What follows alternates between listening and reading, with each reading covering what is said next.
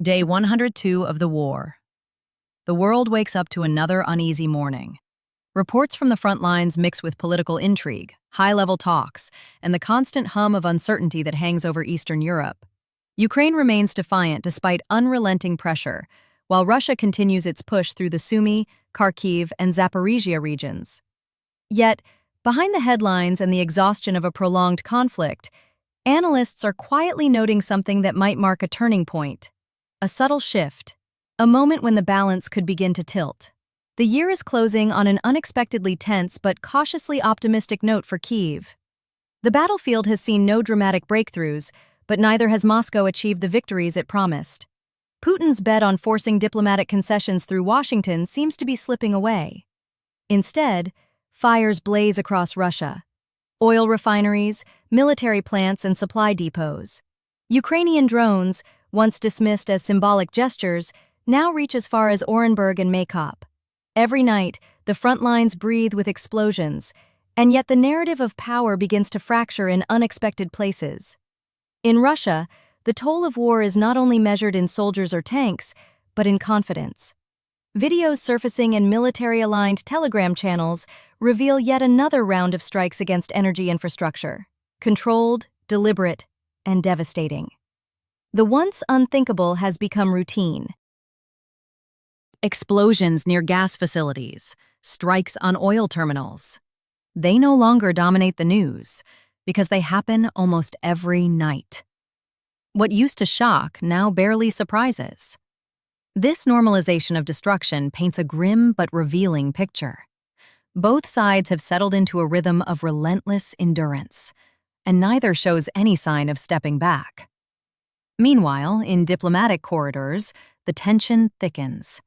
Volodymyr Zelensky has once again spoken with Steve Witkoff and Jared Kushner. The call, lasting nearly an hour, reportedly carried more substance than symbolism.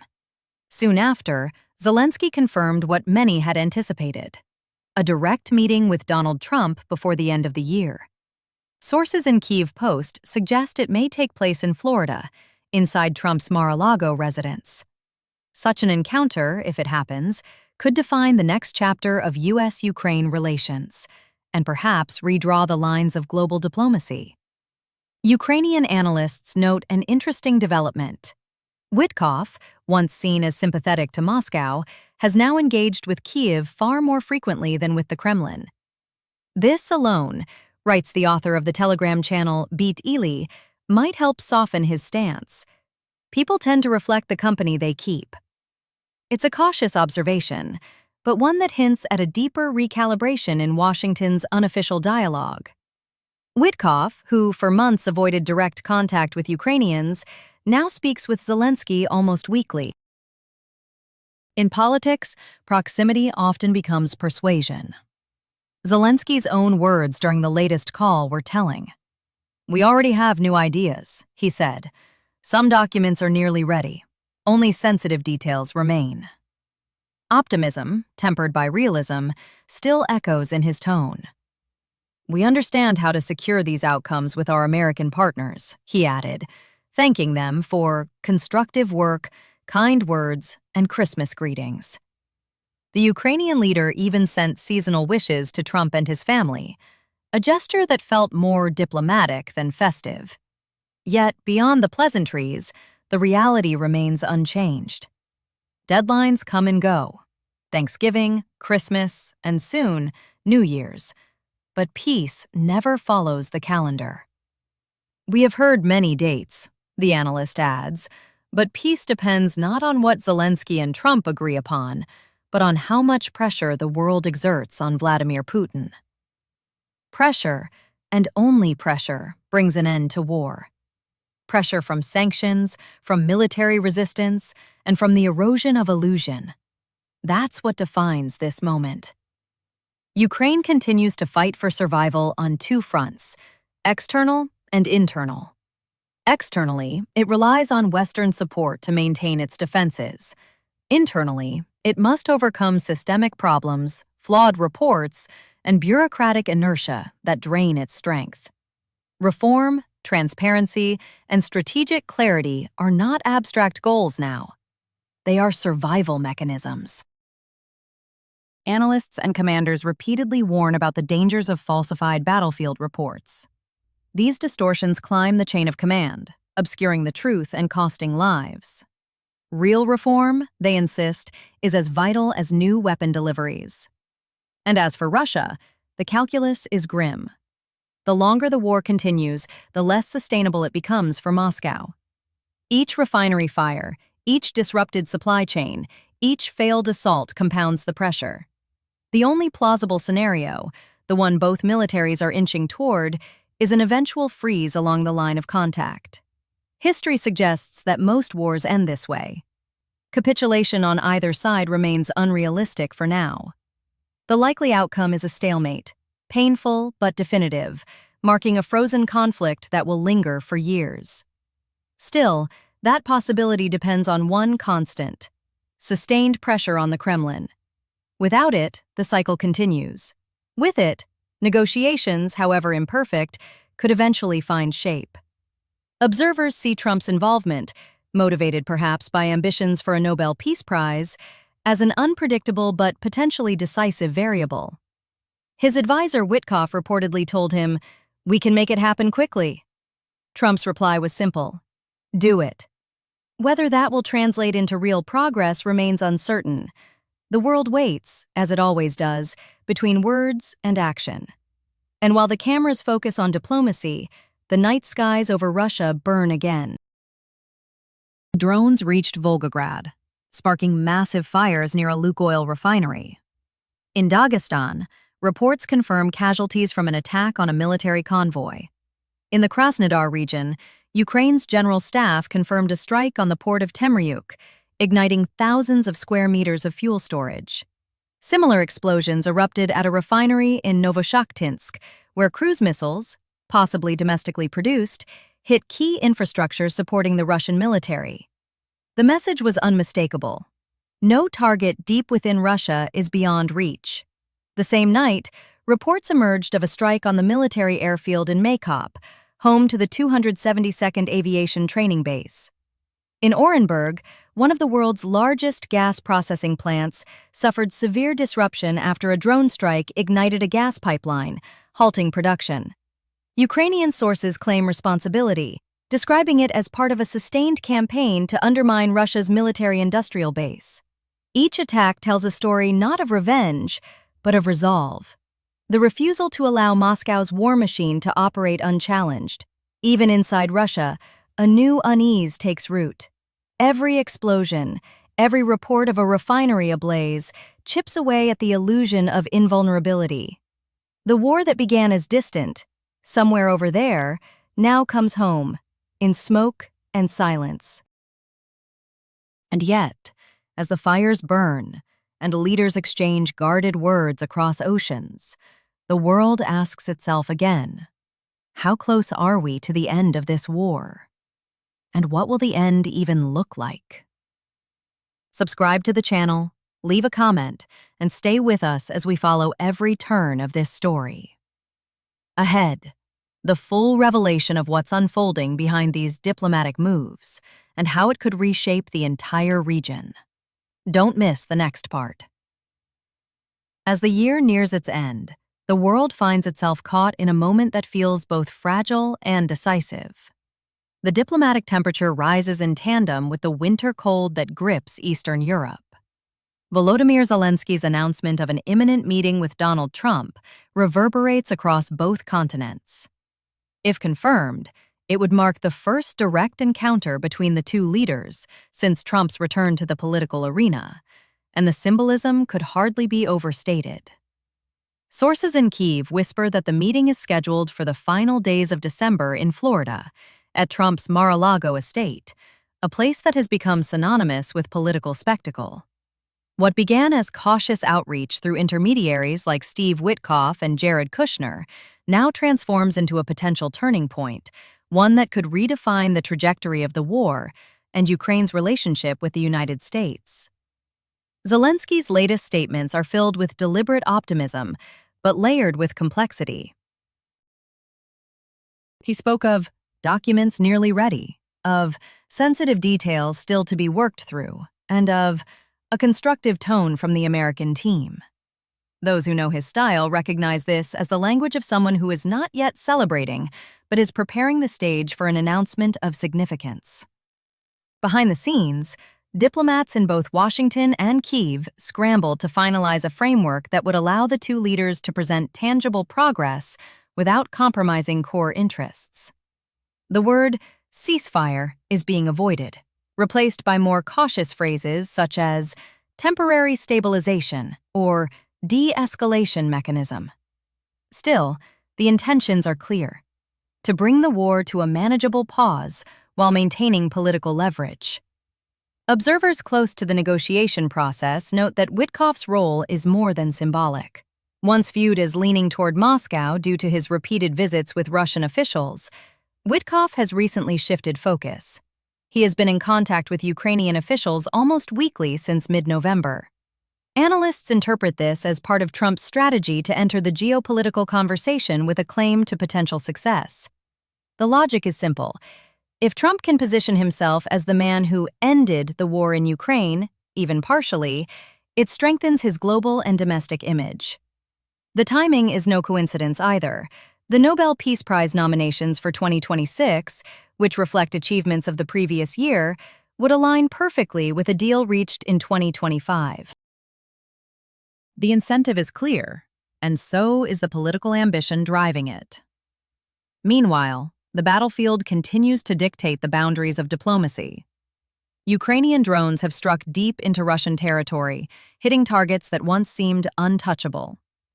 The Lukoil refinery in Volgograd burns through the night, columns of smoke rising as a dark reminder of the war's new geography. In the Krasnodar region, flames engulf fuel storage tanks at the port of Temryuk. In Orenburg, an explosion at the massive gas processing complex halts production. Each incident exposes vulnerabilities in the Russian rear, cutting through the narrative of control that the Kremlin tries to maintain. Analysts from Militarny confirm that these attacks are part of a coordinated campaign aimed at disrupting logistics and exhausting Moscow's ability to sustain its front lines. But Ukraine is not untouched. Russian strikes on Ukrainian energy infrastructure continue with merciless consistency. Cities like Odessa, Kharkiv, and Dnipro experience rolling blackouts. In Chernihiv, a drone strike on a residential building kills one person and injures several others. In Kherson, the city market becomes a target, leaving casualties among civilians. The country's energy ministry reports widespread outages across multiple regions. Still, Ukrainian engineers work tirelessly, often through the night, to restore power. It has become a rhythm of survival, destruction and repair, attack and recovery. Every reconnection of light becomes an act of defiance, a reminder that life persists even in the shadow of war. The front lines remain fluid and tense. In the Zaporizhia region, Russian forces captured a Ukrainian battalion command post near Huliaipole, a rare but symbolic success that exposes internal weaknesses within Ukraine's command system. Volunteer and activist Serhiy Sternenko describes it as a loud symptom of a systemic crisis. His words carry weight, as they reflect growing frustration within the Ukrainian ranks about bureaucratic mismanagement and distorted reporting. "False reports kill our soldiers," he warns. "If this continues, the Russians will not just advance tactically, they will begin to push operationally, breaking through our lines for tens of kilometers." His warning echoes across Ukrainian telegram channels, prompting renewed calls for military reform. At the same time, evidence of disarray within the Russian army is mounting. According to independent channels monitoring the war, hundreds of Russian soldiers have recently deserted or abandoned their posts. Between December 2nd and December 20th, more than 450 new desertions were recorded across several Russian brigades, particularly the 36th and 37th Motorized Divisions. The reports describe chaotic conditions, extortion, unplanned assaults, and systematic cover-ups of losses.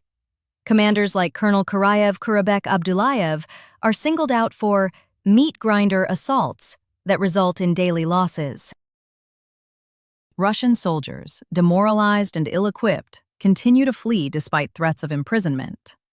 It is a quiet collapse within the ranks, masked by propaganda but visible in numbers. Further north, Russian forces are attempting to expand their control in the Sumy and Kharkiv regions.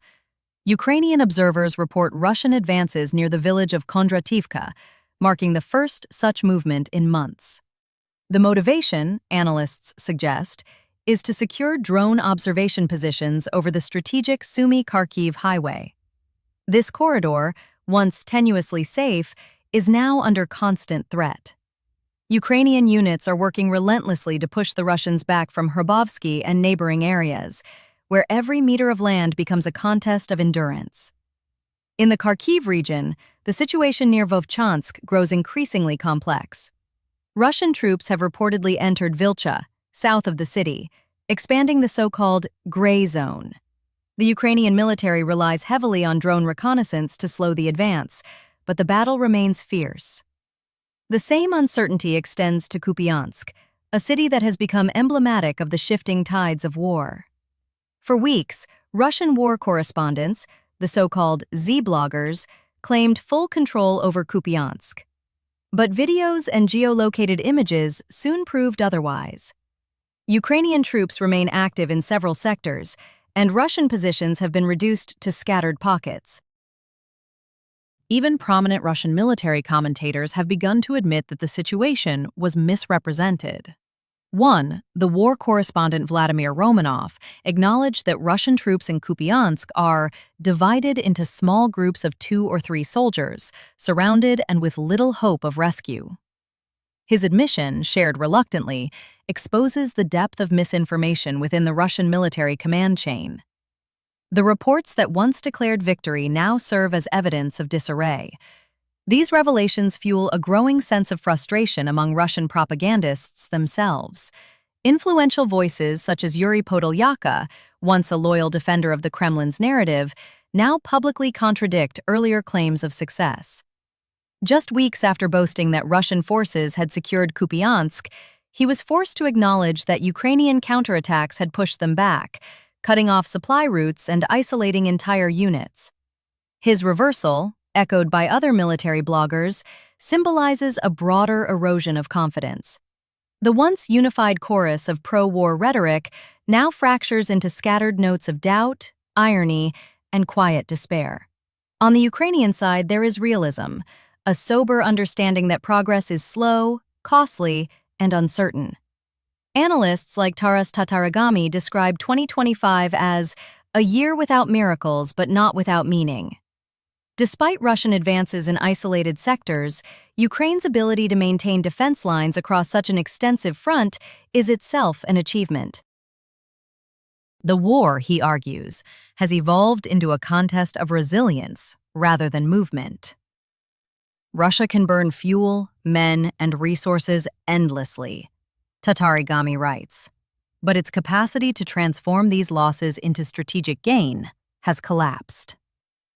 This assessment, though cautious, offers a rare sense of optimism amid exhaustion. As the front stagnates, internal strains grow stronger. Russian soldiers complain openly about shortages of equipment and basic supplies. Videos from the front show tank crews lamenting outdated T-62 models, poor maintenance, and inadequate logistics. One soldier, identified as Dmitry from the Svatove area, admits that his unit buys generators, internet equipment, and even ammunition accessories out of pocket. "We pay for everything ourselves," he says. "The ministry gives us nothing."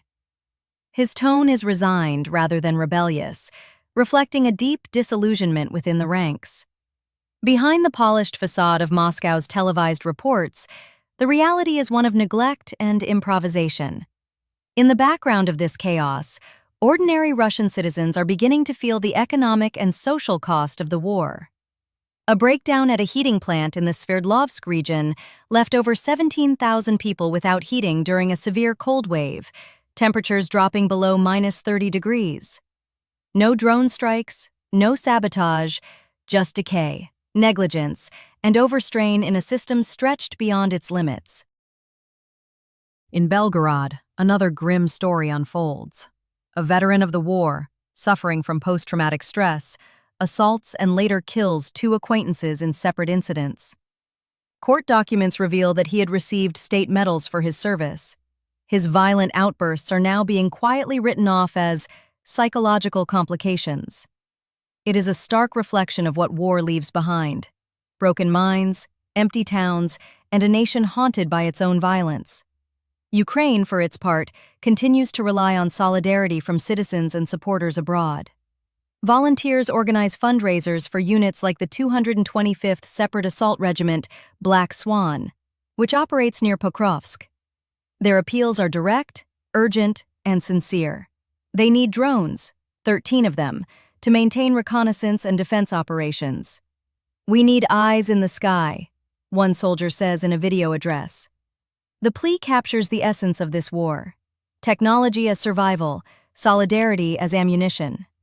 Every drone purchased, every donation made becomes part of a collective act of resistance that keeps Ukraine standing. And while the fighting continues, the conversation shifts toward what comes next. Western governments debate the scale of future aid, while Europe faces internal divisions about long-term commitments. In the United States, political calculations intensify as Trump's potential re-entry into formal diplomacy reshapes expectations. For Zelensky, every handshake, every call, every carefully worded statement is an effort to secure continuity. Because in this war, stability is not measured in victories, but in endurance. The story of these final days of the year is not one of endings, but of intersections, where war meets politics, where diplomacy meets exhaustion, and where the world once again finds itself on the edge of change. Stay with us. In the next part, we will dive deeper into what these negotiations could truly mean, how the internal cracks within Russia are widening, and what signs point toward the direction this war may take in the year ahead. Subscribe, follow, and don't miss the final part of this report. The final days of December bring not closure, but acceleration. As the lights of the festive season flicker across European capitals, the shadow of the war stretches longer than ever. Analysts in Kyiv and Warsaw describe this phase not as a pause, but as a recalibration. A moment when the world watches to see whether the quiet corridors of diplomacy can finally bend the trajectory of a conflict that has reshaped an entire continent. The stage is set between Florida, Kyiv, and Moscow, and the actors remain the same: Zelensky, Trump, Putin, each driven by ambition, each constrained by reality. What happens next may determine not only the outcome of this war, but the security architecture of Europe for a generation. In Kyiv, officials confirm that preparations for the Zelensky-Trump meeting are reaching their final phase.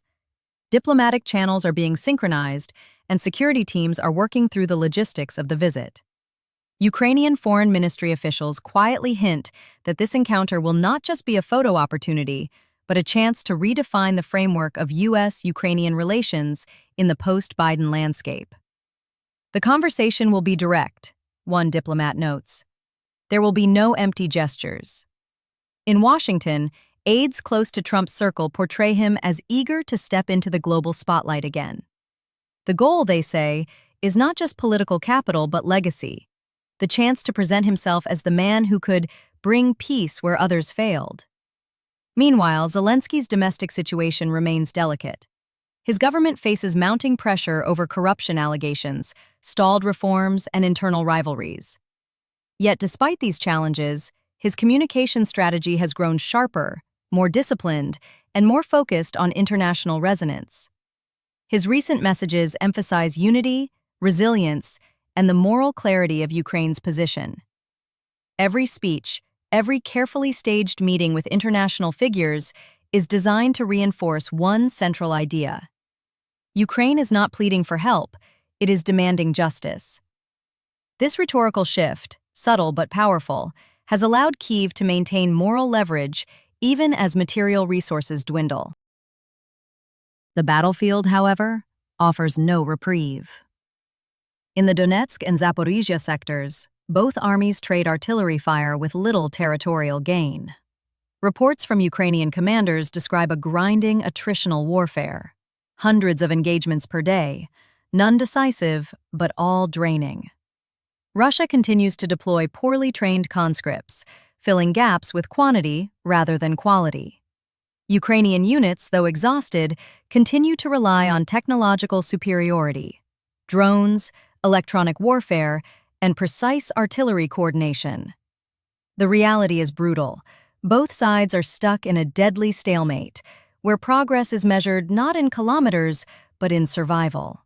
At the same time, the economic undercurrents of the war are becoming impossible to ignore. The Russian ruble remains volatile, despite heavy interventions by the central bank. Sanctions have eroded access to high-tech components, forcing Moscow to rely increasingly on smuggling networks through Central Asia and the Caucasus. Energy revenues, once the foundation of the Kremlin's war chest, are shrinking as global buyers diversify away from Russian oil and gas. Even China, long seen as an economic lifeline, has begun to distance itself from certain transactions that risk secondary sanctions. The illusion of financial stability maintained by Moscow's propaganda is cracking. Within Russia's industrial heartlands, layoffs are increasing, prices for imported goods soar, and discontent simmers quietly beneath the surface. Inside Russia, the social fabric is fraying. Veterans returning from the front lines bring home trauma and rage, often turning it inward. Local news reports from Belgorod, Bryansk, and Voronezh tell similar stories. Former soldiers committing acts of violence, police overwhelmed by domestic incidents involving ex-combatants, and communities paralyzed by fear. Psychologists describe a country where post-traumatic stress is spreading like an epidemic, unacknowledged and untreated. These are the invisible wounds of war, one Russian psychiatrist told Medusa, and they will haunt our society long after the fighting stops. The Kremlin, however, prefers silence. Official narratives glorify the heroes of the special military operation, but the reality is that many of these men return broken, unmoored, and dangerous. On the Ukrainian side, exhaustion is equally real but manifests differently. The resilience of society remains extraordinary. Volunteer networks, crowdfunding campaigns, and civilian coordination continue to sustain frontline units. The story of the 225th Separate Assault Regiment, Black Swan, has become emblematic of this spirit. Their video appeal for reconnaissance drones went viral, raising enough funds in days to equip the entire unit. The soldiers' words were simple and unpolished. "We need eyes in the sky to survive." It was not propaganda, it was survival expressed in its purest form. Across Ukraine, communities organize similar drives for night vision devices, vehicles, and medical equipment. The war has turned citizens into logisticians, engineers, and fundraisers. Every contribution, no matter how small, carries moral weight. Yet, as the year closes, a deeper question emerges. What does victory even mean now? Analysts increasingly argue that the concept of victory has shifted from territorial reconquest to endurance, political, economic, and psychological. Ukraine's ability to withstand Russia's onslaught and maintain a functioning state after nearly 4 years of war is in itself a strategic success. For Russia, by contrast, every additional month of fighting without decisive gains erodes the legitimacy of the regime. Even the most loyal Z-bloggers, once triumphant and mocking, now sound weary, cynical, and disillusioned. Their channels, once filled with boasts of liberated towns, now echo with complaints about logistics, corruption, and lies from the top. This growing frustration within Russia's pro-war community has become one of the most telling indicators of change. Prominent voices like Vladlen Tatarsky before his death had already warned about disaster masked as heroism. Others, such as Romanov and Podolyaka, now openly criticize commanders for falsifying reports. "Kupiansk was never ours," one wrote bluntly. "We lied to ourselves, and now we are surrounded by the consequences." Such statements, once unthinkable, reveal cracks within the propaganda machine that for years functioned with brutal efficiency. Even state television has grown quieter, replacing triumphant rhetoric with vague appeals for patience and faith. Inside Ukraine, the military situation remains dynamic but grimly stable. The fall and winter months have not produced major shifts on the front lines, yet small tactical victories, a regained trench line here, a destroyed ammunition depot there, accumulate into symbolic momentum. Western support, though slower and more conditional than in previous years, continues to arrive. New deliveries of air defense systems, precision-guided munitions, and armored vehicles reinforce Ukraine's capacity to withstand renewed offensives. Still, Kyiv knows that without long-term guarantees, survival becomes harder with each passing month. Beyond the battlefield, a quiet information war intensifies. Ukrainian intelligence leaks data about internal rifts within the Russian command structure. Generals feud over responsibility for failures, and junior officers are increasingly scapegoated for strategic mistakes. The arrest of Colonel General Sokolov earlier this year for negligence serves as a warning, but also as evidence of chaos. The chain of commands that once projected unity now feeds on fear and self-preservation. This disarray mirrors what analysts describe as the terminal phase of authoritarian fatigue, where systems built on loyalty begin to collapse under their own contradictions. Economically, Russia faces an unprecedented challenge. The war has become a black hole consuming the state budget. Officially, defense spending now accounts for nearly 40% of all federal expenditures.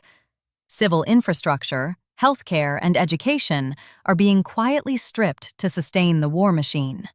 Cities like Yekaterinburg and Nizhny Novgorod report delayed public works and unpaid municipal salaries.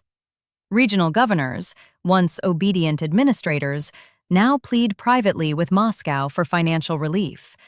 The unspoken reality is that Russia is entering a long-term economic contraction that no propaganda can disguise. Victory, says one Moscow economist, has become a luxury that the Kremlin can no longer afford. Meanwhile, in Ukraine, hope takes the form of stubborn pragmatism. Power outages continue to punctuate daily life, but citizens adapt, with generators, power banks, and a communal stoicism that has become part of the national identity. Schools operate in basements, hospitals run on backup systems, and musicians perform in candlelight. The cultural resilience of Ukraine has become its secret weapon. Even amid war, concerts, exhibitions, and poetry readings continue, often doubling as fundraisers for soldiers. The message is unmistakable. Life goes on, and with it, the idea of freedom. As Zelensky prepares for his meeting with Trump, he faces one of the most delicate balancing acts of his presidency. He must secure American support without appearing dependent, maintain European unity without alienating those fatigued by war, and demonstrate progress to his people despite an entrenched stalemate. Every gesture, every phrase will be dissected by allies and adversaries alike. The stakes are enormous. A successful outcome could bring renewed momentum, political legitimacy, and potentially a pathway to de-escalation. Failure could deepen isolation and embolden the Kremlin. For Putin, the stakes are equally high but of a different kind. His regime depends on projecting control, not just over territory but over narrative. The loss of that narrative, the growing awareness that the special operation has turned into a quagmire, represents an existential threat to his authority. Analysts in Moscow quietly admit that 2025 could be the year when the internal contradictions of the Russian system become unsustainable. The war has outlived its usefulness, one former Kremlin advisor said under condition of anonymity. But it cannot be stopped without admitting defeat, and that is something Putin cannot do. Thus, the cycle continues. Denial, escalation, destruction. The coming year promises no simple resolution.